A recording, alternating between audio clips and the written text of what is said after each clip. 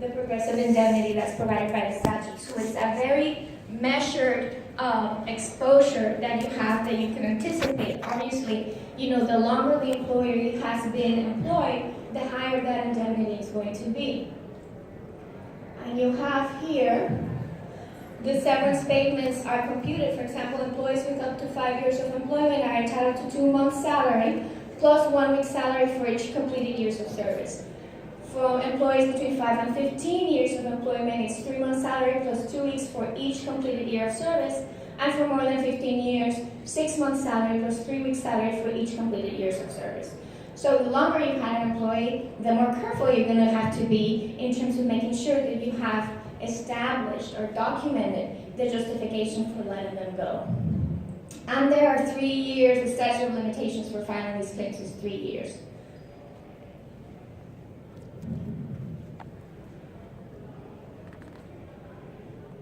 Okay. Now, this is another very important aspect that I wanted you to take away today. Precisely because our legislature recognizes the burdens that AB imposes upon employers, you have the alternative of establishing probationary employment contracts. What this means is that during that first 3-month period of employment, just cause does not apply, and you are able, so that you will be able to evaluate the employee's performance and make sure that this is the kind of employee that you want to establish this employment relationship with. The kicker here is that it's extremely important that that probationary contract be in writing and that it be signed before the employee begins to work. You cannot have the employee perform even a half hour, 15 minutes of work if he has not yet signed the probationary employment contract, because then they will be deemed invalid. It has to be for the 90 days period to the dot. That means if the 90th day falls on a Saturday, it does not roll over to the next Monday.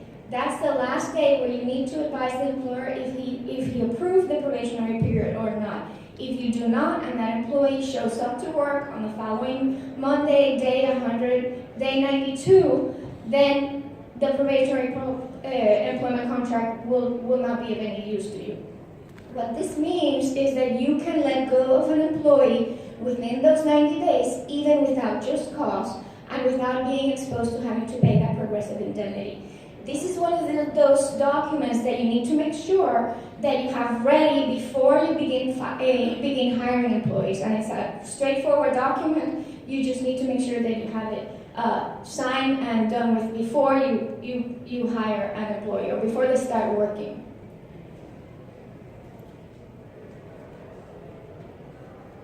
Okay. Then we have the Working Mothers Act, maternity leave and pregnancy discrimination, and breastfeeding laws. This particular slide is included here because in the case of pregnant workers, Puerto Rico has a lot of protective legislation for pregnant employees, and it's the only exception to the probationary contracts provisions. If you have a pregnant employee who is pregnant during those 90 days of probationary period, you need just cause to terminate them. Otherwise, it would be deemed to be a discriminatory termination. It's the only exception that you're going to have to the probationary contracts. Puerto Rico Working Mothers Act provides paid maternity leave for female employees and protects against pregnancy discrimination. The pregnancy discrimination is pretty much the same as you will find in Title VII, except that the absence of just cause in the case of pregnant employees will automatically establish liability for discrimination and damages and reinstatement entitlement. It applies to all female employees, whether they are on leave, on maternity leave, or whether they're actively working.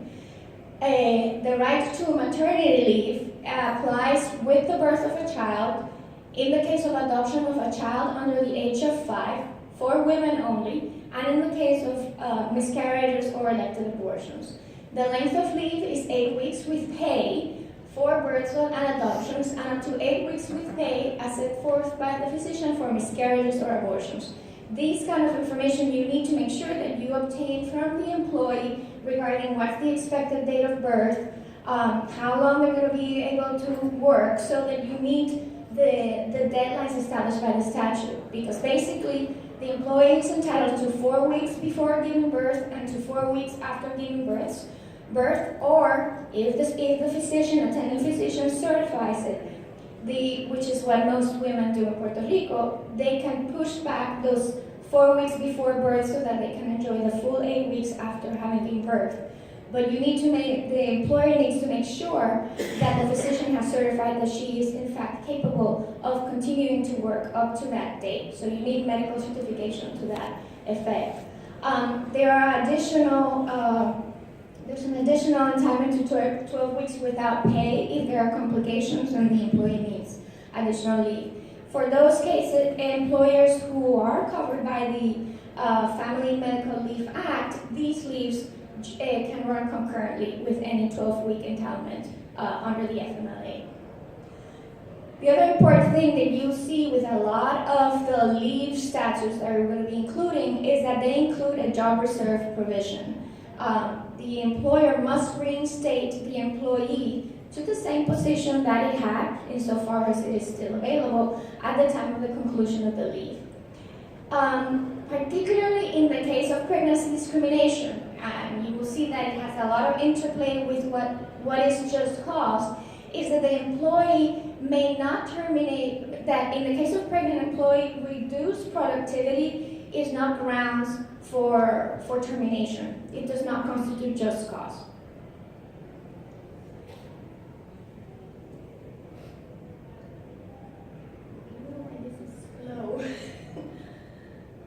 An employee who has been the victim of pregnancy discrimination is entitled to reinstatement, back pay, and double damages. So this is something that needs to be, you need to be very careful with pregnant employees in Puerto Rico, and it is generally advisable that you seek legal counsel before making any kind of termination decision so that you avoid unnecessary liability. Puerto Rico also has a breastfeeding leave requirement. Basically, a woman who has given birth and provides certification that she is breastfeeding is entitled to an hour of paid leave to breastfeed or express her milk, which can be divided into 2 30-minute periods or 3 20-minute periods. And the employee needs to provide a safe and clean place for that breastfeeding or expression to take place.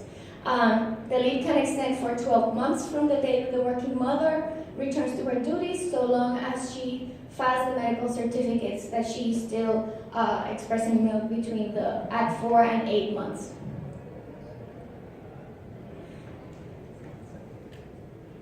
Okay, moving on to overtime.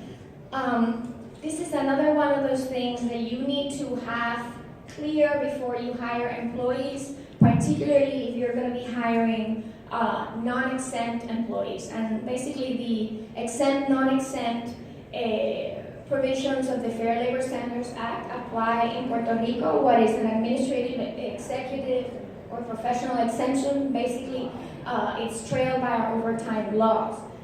The only issue, the issue with Puerto Rico is that beyond the 40-week overtime that's provided by the Fair Labor Standards Act, the employees are entitled to daily overtime if they work beyond 4 hours, and they are entitled to 24-hour overtime, 7th day of rest as well. So these things can add up into what is your overtime exposure. In the case of employers who are subject to the Fair Labor Standards Act, the overtime penalty is to be paid. The rate is to be paid at 1.5 the regular rate if they incur in overtime. For employers who are not in interstate commerce, then it's double the rate. That difference has already been established by our Supreme Court precedent. Advancing or delaying the start in which the employee's shift begins, the same as moving the meal period, and we're going to talk a little bit later about the statutory meal period that must be provided to non-exempt employees, has an impact on that 24-hour overtime. To give you an example of 24-hour overtime, if you have an employee, what that means is during any given 24-hour period, the employee cannot work more than 8 hours. If they work more than 8 hours within that 24-hour period, there is an overtime an obligation to pay overtime. For example, if you have an employee who started to work at 8, went out to lunch at noon, started again at 1 p.m., and finished her workday at 5, but the following day started at 8 as well, but took her lunch break at 1, that means that during that 24-hour period between Monday and Tuesday, she worked 9 hours instead of 8. So that's an hour of overtime that's included there. How do you deal with this? Well, first of all, you need to make sure that your payroll systems and that you have an adequate program that will track the employee's use of time and calculate at what rate you need to pay it. That is important because beyond the overtime, the 1.5 rate, if you do not pay properly and the employee files a claim for the Department of Labor or in the Puerto Rico courts, there is a statutory penalty that will give them a right to double that amount. So you will be paying it twice once again. So making sure that your systems are in place, that your payroll systems or your tracking systems are adequate to keep track of all these weird overtime issues is imperative that you do that before you start operations. There are providers in Puerto Rico that can run your payroll, or you just need to make sure that you have an adequate way of calculating this.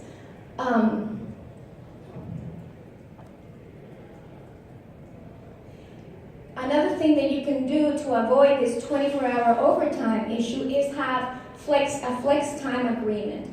The same way that you have your probationary employment contracts, you include along that first set of package of documents that you give the employees that you hire, flex time agreements. What this does is that it allows the employer to move the start time and the meal period of the employer for around 3 hours, just to make sure that you don't run into these 24-hour overtime issues. Again, these are one of these things that you just need to make sure that you plan ahead. You look at how you think your workforce is going to be working, what their day is going to be looking at, and how much flexibility you want.